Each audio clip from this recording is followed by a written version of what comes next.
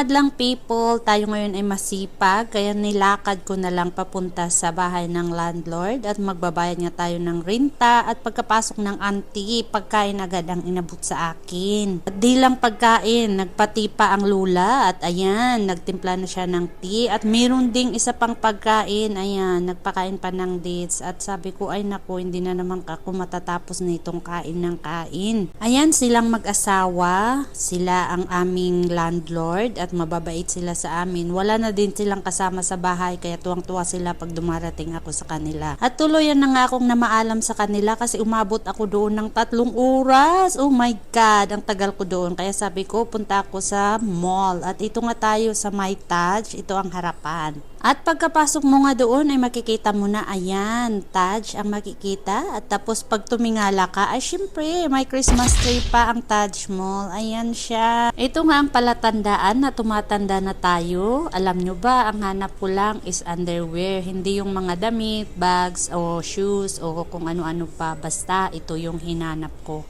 At may mga design naman na nagustuhan ko kaya kumuha na ako ng mga ilang piraso sa pagiging magarbo, pero dito ako bumibili kasi pang matagalan siya. At ayan na nga, nakabili na tayo at ang cute ng bag, diba? Tara, maglakad ulit tayo. Siyempre tuloy ang alay lakad ng auntie at pumasok na ako dito sa NXT. Ay naku auntie, yung mga bayad ng pants na lang, ay naku, basta ang mahal. So, syempre, wala tayong nabili, kaya naglakad ulit tayo ng medyo malayo-layo.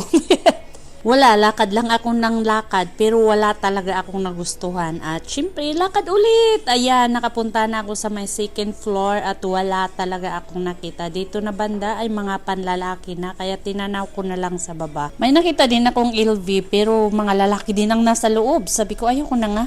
Punta na nga ako ulit sa baba. At bumaba na nga ako dito sa may Stradivarius, pang pangalan nun. Tapos wala rin akong nakita, kaya sabi ko maka-ice cream na nga ang auntie. Ayan, kumuha ko ng blackberry, tapos nilagyan ko siya ng toppings na lotus at saka, ano bang tawag dyan?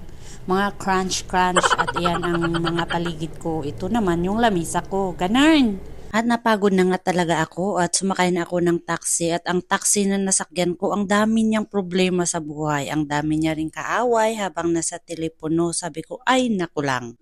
Pero ganun talaga, marami tayong pinagdadaanan araw-araw. Kaya hanggang sa muli, salamat ulit sa panunod sa aking mga videos at see you sa susunod na videos. Bye!